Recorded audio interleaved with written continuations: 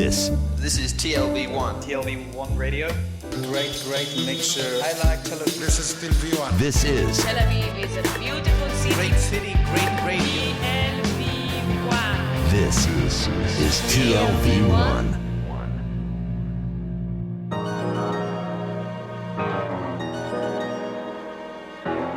The Tel Aviv Review with Gilad Halpern.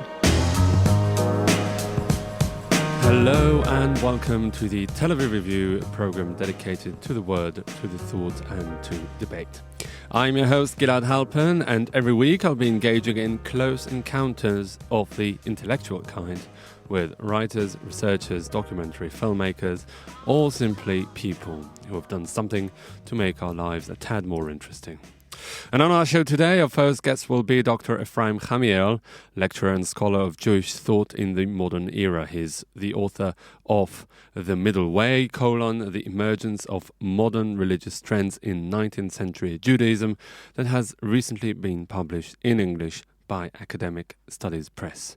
Our second guest will be Dr. Sonja Narunsky-Laden, a research fellow in the Department of Communications at the University of Johannesburg in South Africa, who is dividing her time and her work between the Rainbow Nation and the Blue and White Nation. We will discuss to what extent the legacy of Apartheid is evoked in the contemporary debate in South Africa about Israel and Palestine. This is our show today. Do stay with us. We'll be back right after this musical break.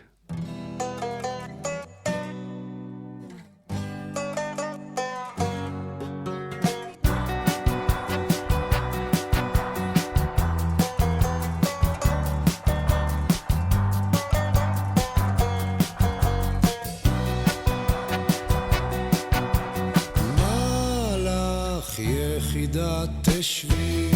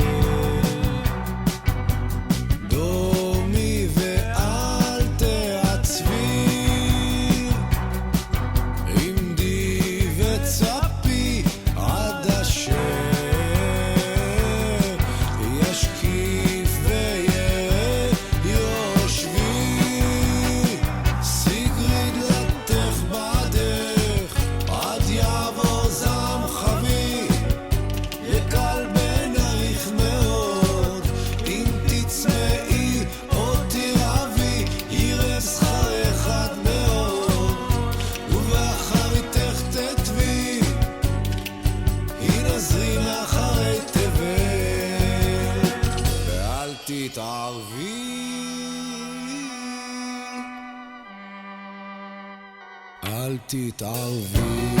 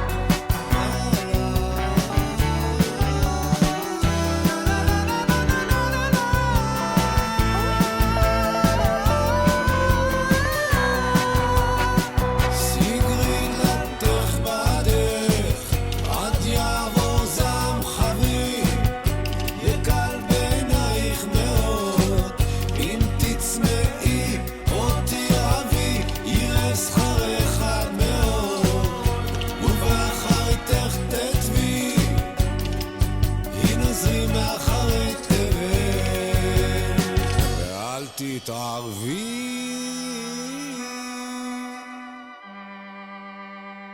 אל תתערבי.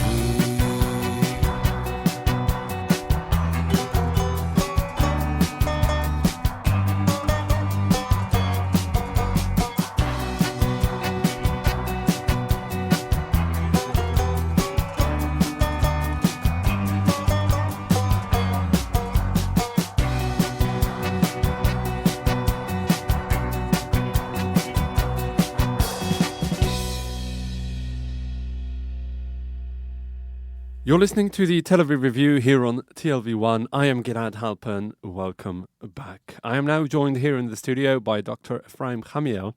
He's a lecturer and researcher of Jewish thought in the modern era, formerly at the Hebrew University of Jerusalem. He's also the author of The Middle Way, The Emergence of Modern Religious Trends in 19th-Century Judaism, that has recently been published in English by Academic Studies Press. Hello, Effie, and welcome to the Tel Aviv Review. Hello. How are you? I'm very well. Thank you very much for coming. Pleasure. The modern religious trends in the title of your book, correct me if I'm wrong, is Code for Modern Orthodoxy, that sought to reconcile tradition and modernity in a Jewish context, of course. So can you tell us a bit about the backdrop against which it emerged? Okay, first, the three philosophers that I'm dealing with are not all of them modern Orthodox. That's why I called my book Modern Religious and not Modern Orthodox. For example, Shadal, to my opinion, was not an Orthodox. So we are talking about observant Jews, which I call those who are religiously committed, that wanted to combine modernity with the Torah and mitzvot. How do you define modern orthodoxy then? Modern orthodoxy are those people who are considered to be orthodox. And orthodox, if you asking the 19th century philosophers, orthodox means that you believe in Torah from heaven, and not only the written Torah, but also the oral Torah is from heaven. All right. So Shadal, for sure, did not agree with that, so he was not, to my opinion, an Orthodox. But I'm talking about those who are committed to mitzvot and Torah, okay, and who believes that the written Torah is from heaven. And those are the people that I'm dealing with. And the background to this phenomena is what happened in the 18th century. The 18th century, due to rationalism and due to philosophy of the rationalism, and after Mendelssohn, we have the Haskalah movement in the end of 18th century The Judaism. so-called Jewish Enlightenment. Correct. And because of that, and secularization in the Jewish community, the falling apart of the walls by emancipation, and those kind of things, what happened was that the modernity suddenly knocked on the doors of those rabbis and Jewish scholars, and they realize that there is a danger to the community. If they will not combine modernity with Torah, they might lose their communities and the people. As indeed happened to many, because two reactions to this turn of events was, on the one hand, complete secularism. I mean, people who are rejecting Jewish religion and tradition altogether. And on the other hand, I would say ultra-Orthodoxy, people who reject modernity altogether and stick to... I mean, you have to choose sides. Many people thought that you had to choose sides at the end of the day. So those people who sought to combine modernity and tradition... How did they do it? Because at first glance, you would think that they are mutually exclusive, rationalism and religious belief. Okay, this was the main problem facing those philosophers, because I called the trend or what happened that you have on the right hand, you have as you said, the ultra-Orthodox, And even the Orthodox, the Orthodox themselves are on the right side. These people believe that everything is from heaven and we cannot change anything, and everything new is forbidden. Okay, like Khatam Sofer. And as you said, on the left hand, we don't have so much secularity on the 19th century that I'm dealing with. But we have reform, which started at the beginning of the 19th century and had a lot of influence. We have Bible criticism, okay? And we have the starting of secularity. But Bible criticism, you mean those who took a more critical approach to the Bible, and it's not just the word of God, but something that was a social construct? Not a construct. It was written by human beings and not by God. And therefore, you can analyze it as you analyze every human text. And that's what they did. And they came to many conclusions regarding who wrote what. But in order to be religious, you still have to believe to a certain extent that the scriptures are the words of God. Correct. So these people that I'm dealing with, okay, Shadal, Rashar Hirsch, and Maharatz Chayes, they believed in Torah min hashamayim, the written Torah, at least. And two of them, Hirsch and Chayes, believed also in Torah shebe'al peh, the oral Torah, also from heaven. But Shadal didn't. But the problem they were facing was that they wanted to embrace modernity, okay? And they want to keep on, they're attached to the Torah.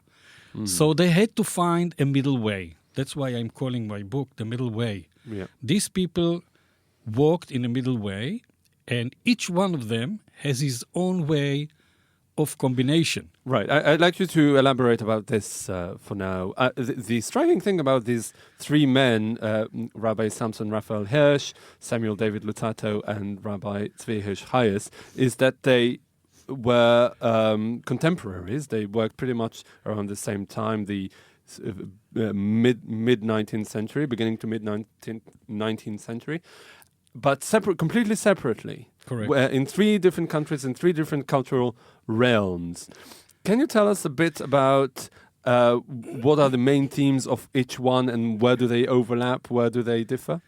Okay. Maharatz Chayes, I will call him more fundamentalist than the other two. And he was a rationalist, and he follows the Rambam. As you know, in the 19th century, there was a swift from rationalism to romanticism, and Shadal and Hirsch were romanticism, but Maharatz Chayes was still a rationalist, and he follows the Rambam. And the way that he combines the two was some kind of following the 18th century philosophy that actually we have to look to see two sources here, okay, Torah and reason. And as long as they work together, it's fine. But the minute we have a conflict between the two, we have to follow the Torah. This is the way of Rabbi Yehuda Halevi, that when there is a conflict, you go after the Torah, and you say that there is a problematic with what the science and the reason says, and we have to stick to what Revelation tells us. Right. This was the way Chayes looks at it. Rashar Hirsch was more complicated. He also thought that usually when you have a conflict between the two, between reason and the Torah, you have to go after Torah. But there are situations where science is already proven, and you can't neglect the proofs. So when there is such a proof, like for example, the theory of the evolution. First of all, how many years is the world existing? Right. Okay, and secondly, what about evolution? Yeah.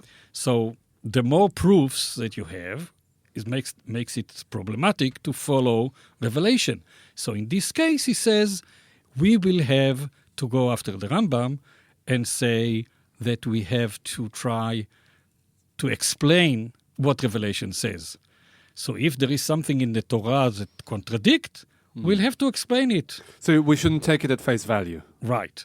But so Rav Hirsch is not coherent about the way he looks at it.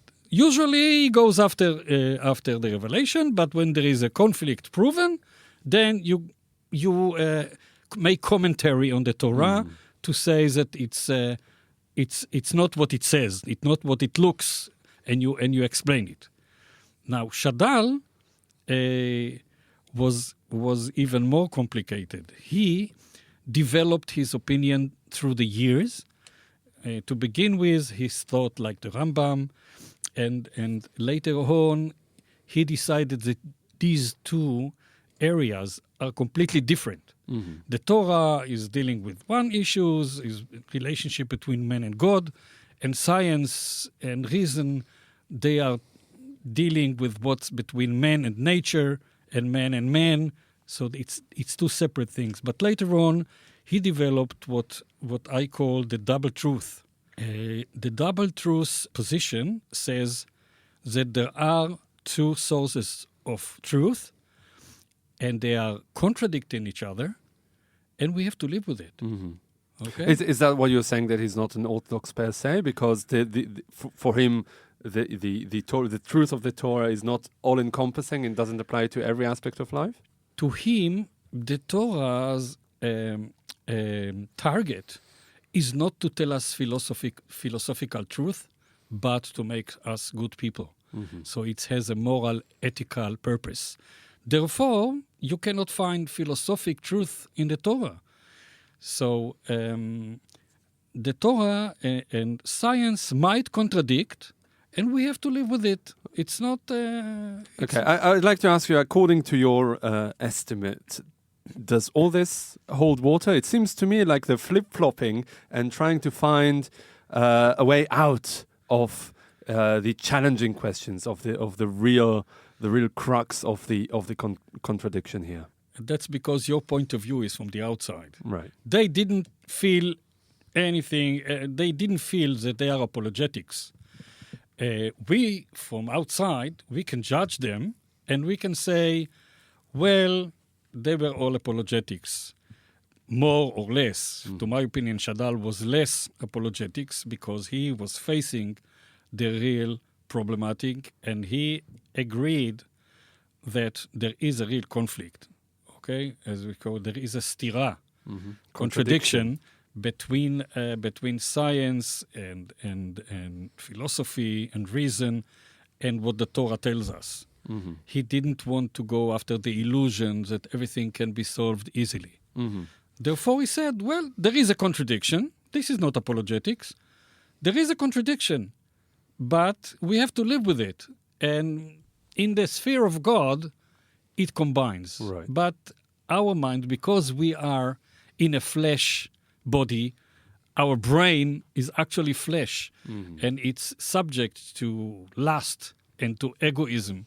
So we can't judge 100% purely. Therefore, we have to live with it and understand that we have limits and to live with the contradiction.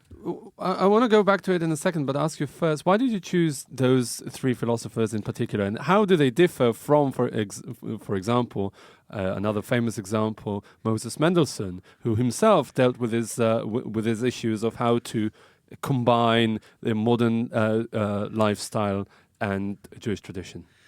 Well, I looked at Mendelssohn as pre-modern era, okay, pre-modern new era, because at his time, the community was all observant Jews. There was very small secularity in his time. So he was a wall breaker, okay, and the way he looks at it, he says it's two separate. Like Shadal, the younger, he thought it's two separate issues. No problem, we have philosophy, we have religion. It's two separate issues, two different subjects. But I wanted to know what happened in the 19th century after Mendelssohn, when we started to have trends in Judaism.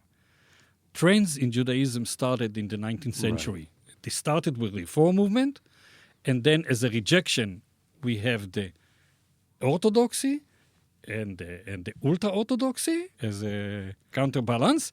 And then we have the middle way, those people who went in the middle and wanted to combine. Of course, they created the big tents because they have push from both sides and they have to keep going in the middle way. The reason why I chose them was because when I grew up, I wanted to understand my sources, where I'm coming from. That brings me exactly to my next question.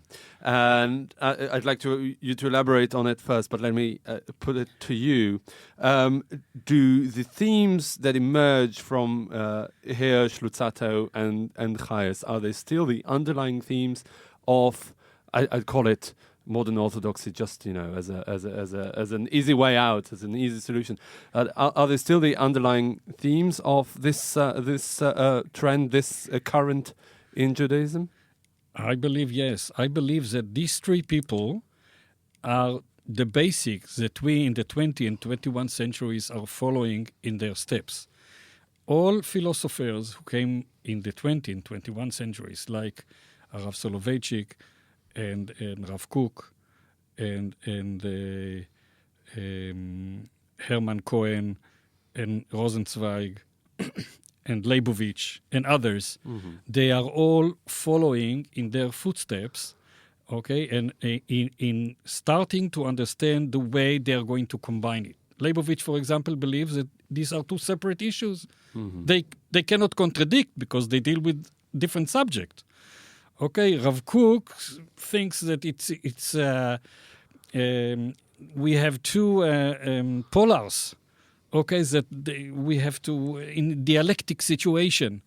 Okay, and man is trying to combine them together and mostly fails. And Rav Soloveitchik had the same idea, but all of them knew that there is a problem here between reason and Torah and revelation, and they were fighting, they were quarreling between themselves how to combine it. But even more so, I mean, what we're talking about here is really the effort to combine modernity and Torah and the religion. But what about the advent of the postmodern age? Has it brought about new challenges to these people?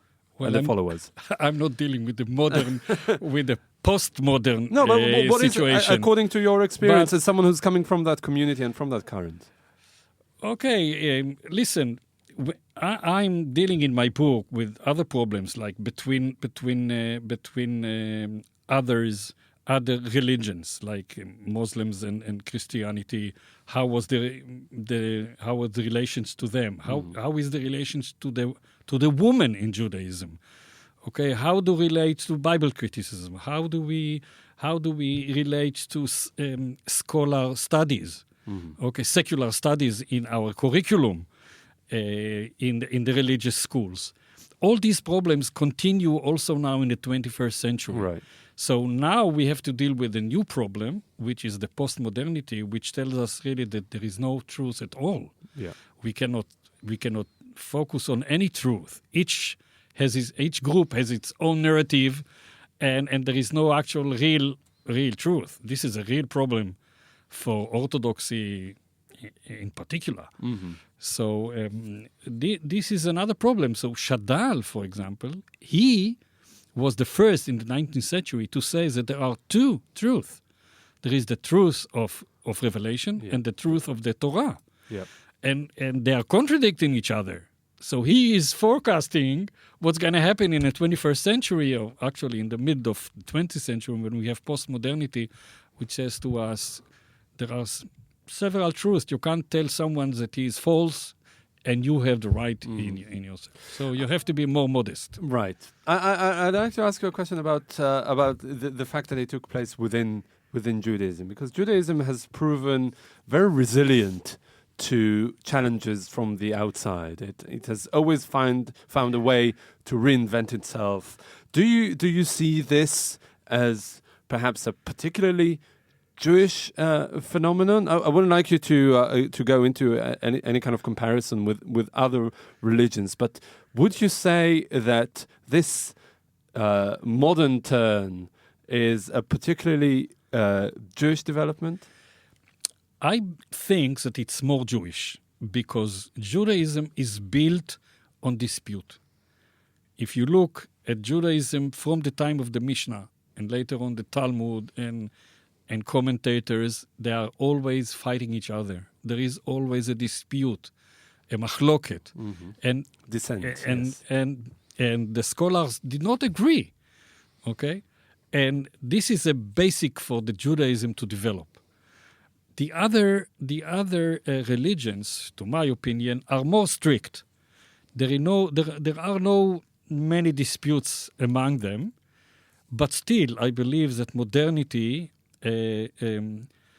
faces them as well, and they had also to face it and to find solutions to the situation. I believe that if they look at my book, they will see that Judaism also reflects what happened in Judaism in the 19th century, reflects what happened in their religions at the same time. It has this. We face the same problems. Right. Effie, I'd like to ask you this now. Are you convinced? Do you think that the answers that those three philosophers, as well as the others, the later ones that you listed, did they provide convincing answers that might prove a solid ground for this kind of religious modern religious trend within Judaism to persist? My opinion is not important here. Okay, what I think is not important here. What's important is that if you believe in God, it gives you some explanations and some ways to go on.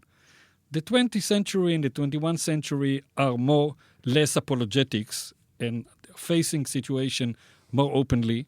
But if you believe in God, then the question is, do you believe that God reveals himself or not? If you believe that God reveals himself, then you really have a problem. And these people are giving you some ways, and the 20th century philosophy also give you some ways.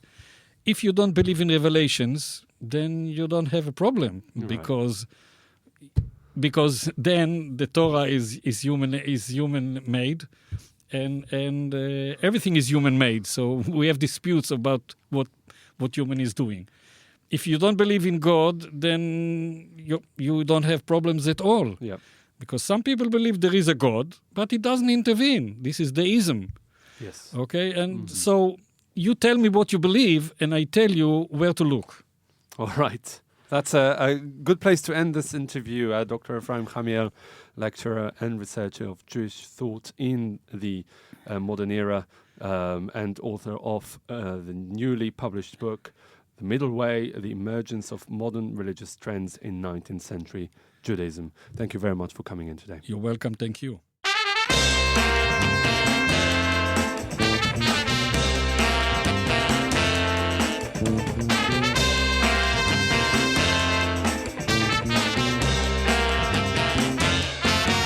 אם זה מוכרח להיות הסוף, אז שיגיע בכל הכוח עכשיו, אם לא נותר עוד מה לכתוב, וכך נחלץ עוד געגוע שובב, כשכבר תחוש את זה קרוב, וכשתדע תדע זאת טוב, תן בלי פחד, זהו זה הסוף.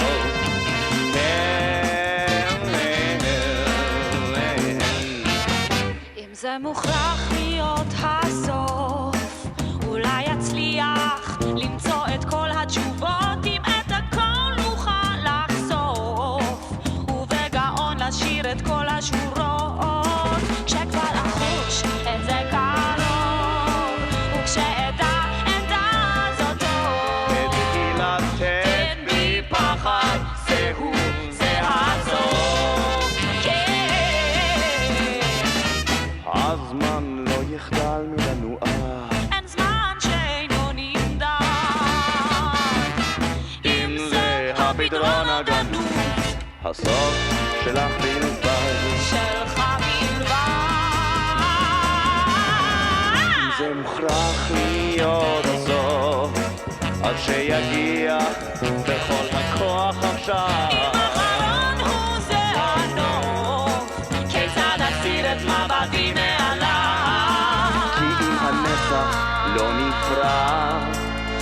למה לעזוב ברע?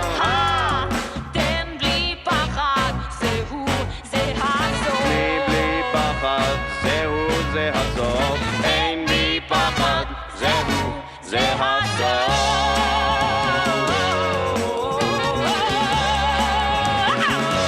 זה מוכרח להיות הסוף. זה מוכרח להיות הסוף. זה מוכרח להיות הסוף. זה מוכרח להיות הסוף. מוכרח להיות הסוף.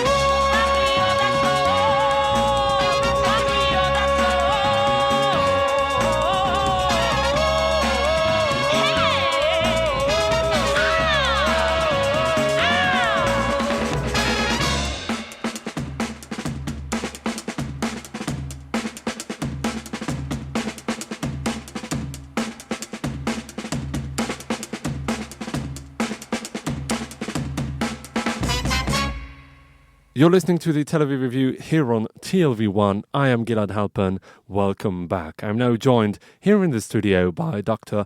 Sonja Narunsky-Laden. She's a Senior Research Associate in the Department of Communication and Media Studies at the University of Johannesburg in South Africa. She divides her time between South Africa and Israel and carries out research on both countries. And we're here to discuss the perhaps differences between the situations in light of the two conflicts.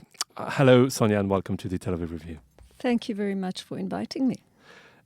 So let's start with a rather broad question. It's become increasingly fashionable to compare Israel to apartheid South Africa. How valid do you think this analogy is? Well, I think it perhaps has some validity, but it's also hugely problematic.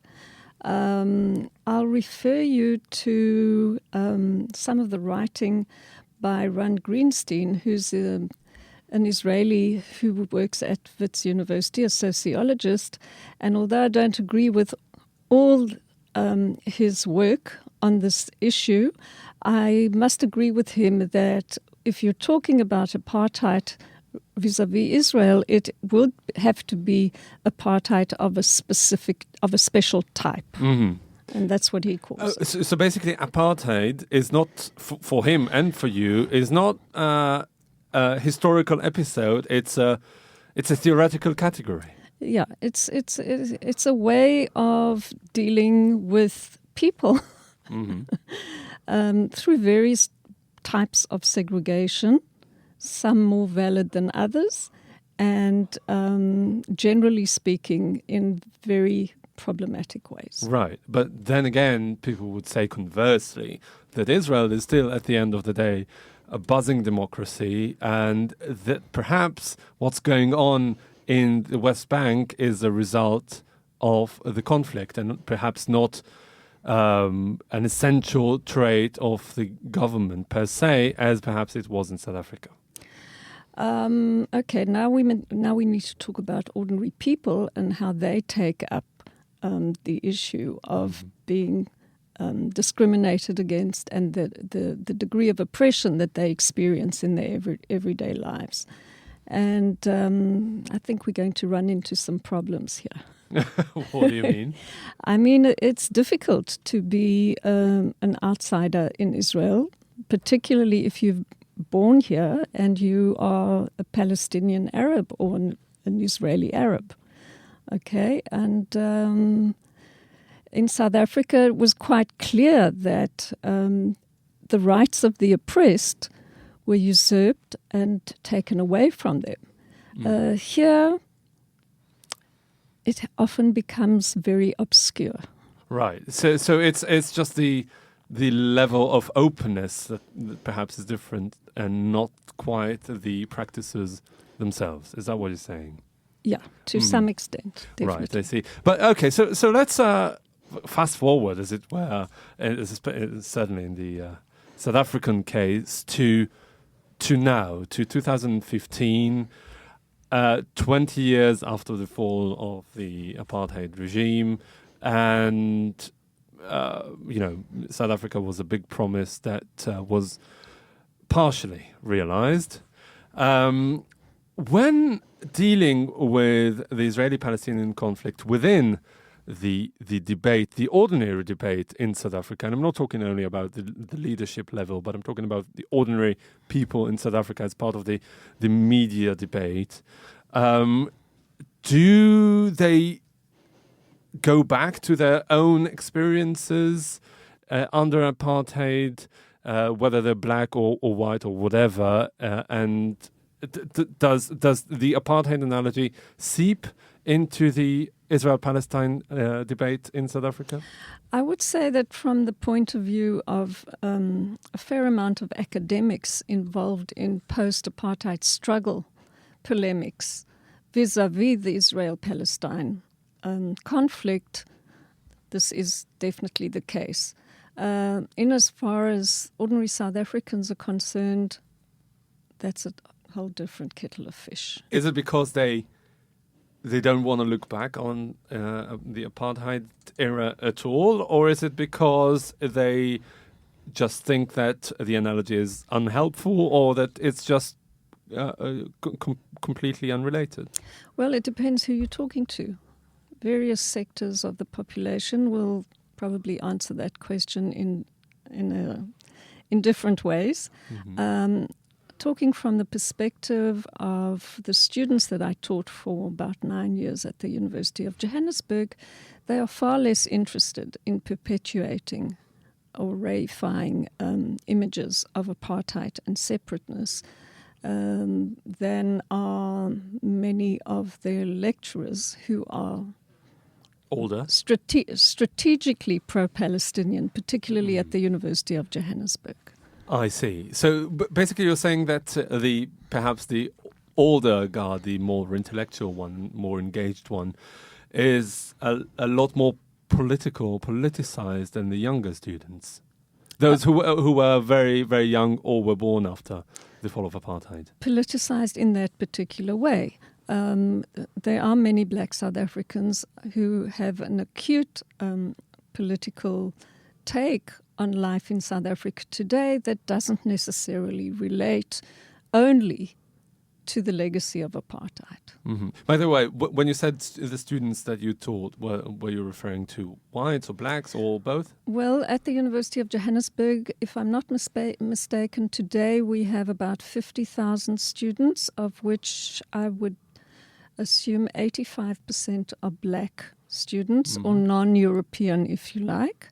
Many black students. Right. And very interestingly, many of them are first-generation university goers. So that's a very interesting aspect of the transformation that has been underwritten and undertaken by the University of Johannesburg. Mm-hmm. So I was going to get that in a minute, but it is a very interesting topic to discuss about the post-conflict sorts of social transformation that South Africa has undergone. And what you just mentioned is one very interesting example of the opportunities that black South Africans now have that they didn't in the past. Yes, I must say that my experience back in Israel over the past year, I've been teaching at an academic college, the Kinneret Academic College. And even though it's a very cursory comparison, the degree of motivation among my students at the University of Johannesburg and those at the Kinneret College is vastly different. Mm-hmm. The students at the University of Johannesburg are raring to go. They're looking for every opportunity to further themselves and their careers. They don't always have the tools at hand. They don't always have even the linguistic competence. They study in a second language at all times. Their written proficiency may be somewhat lacking, but this doesn't stop them. Yeah, but that's, the personal motivation is one thing, but the flip side of it, and perhaps the more decisive one, is whether the conditions are ripe to accommodate so many young people with with aspirations and motivation in the current climate in South Africa today? Well, the university itself makes every effort to equip its own premises. So there are computer labs. Many of these students do not have facilities at home. They may not even have, internet. They don't have access to electronic communication.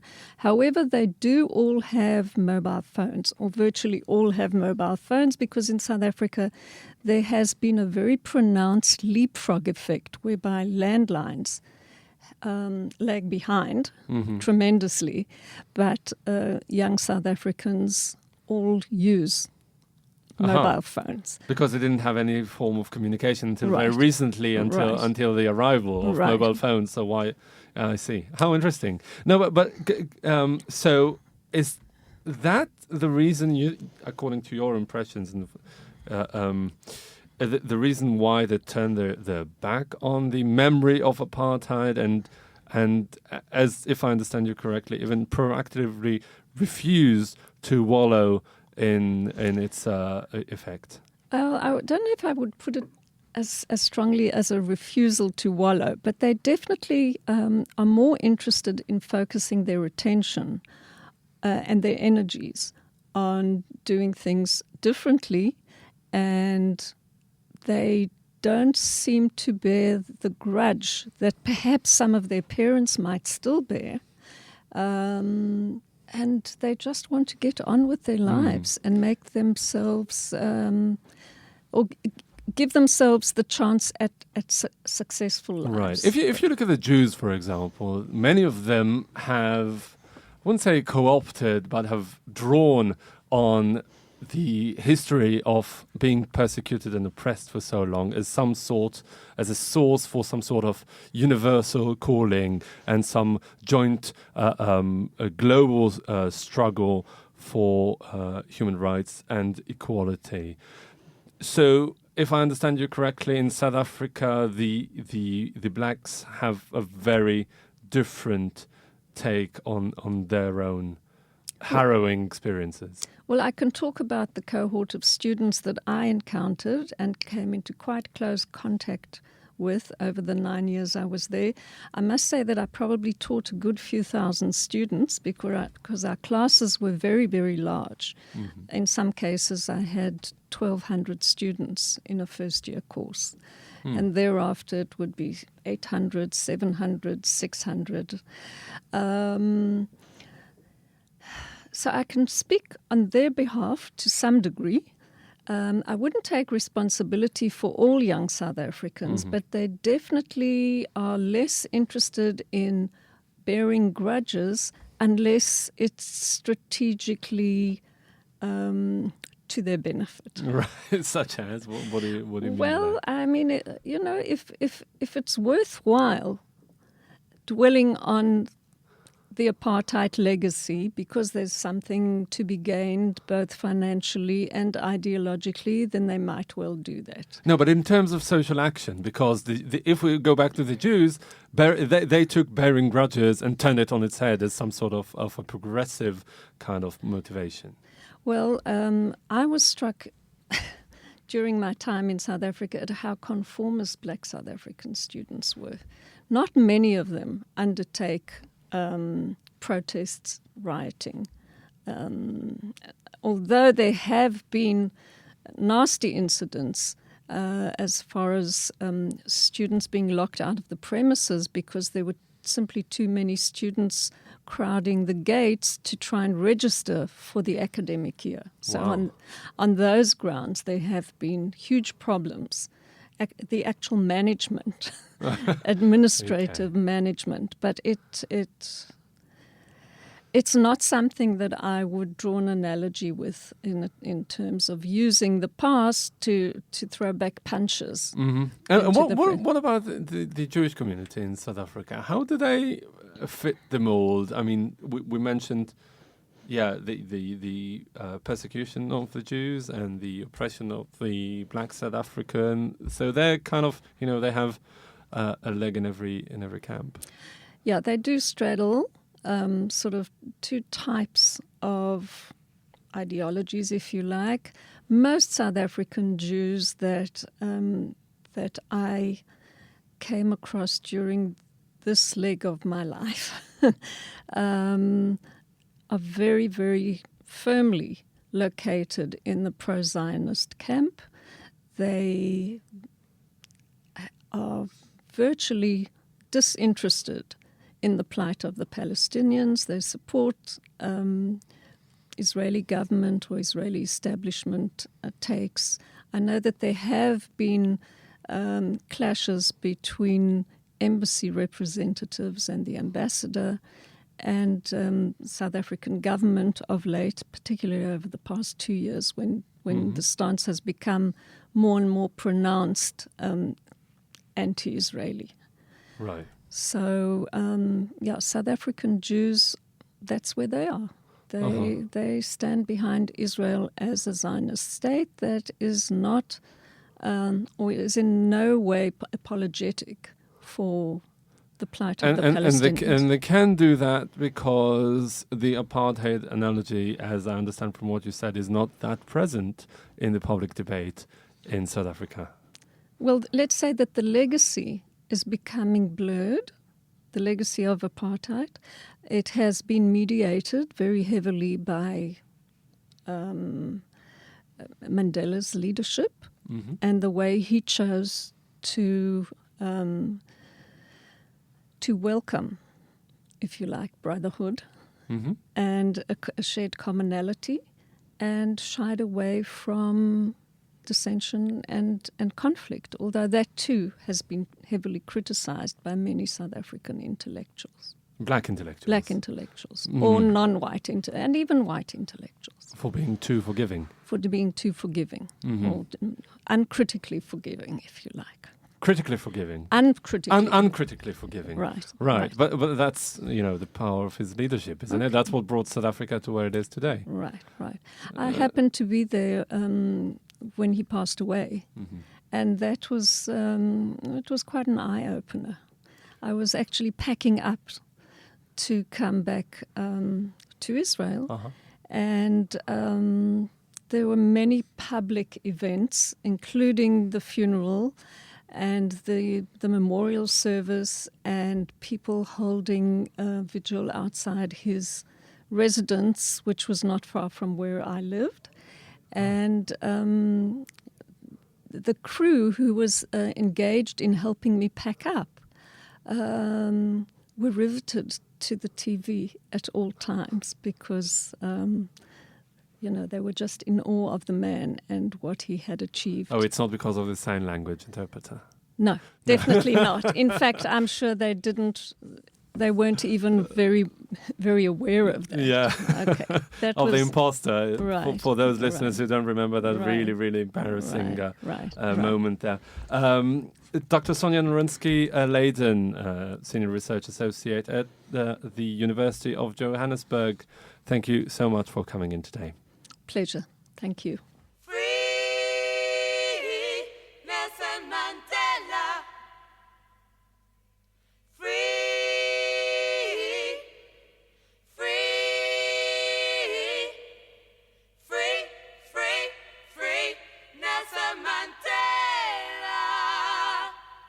That was the Television Review for this week. Thank you very much for listening. Also, big thanks to our technical producers, Adam Scher and Sagi Gorali Ventura. Do join us again next week for another edition of the Television Review. And until then, do not forget to follow us on Facebook and Twitter. And do get in touch with your comments and suggestions to gilad@tlv1.fm. Hope to be joined by you again next week. And until then, goodbye.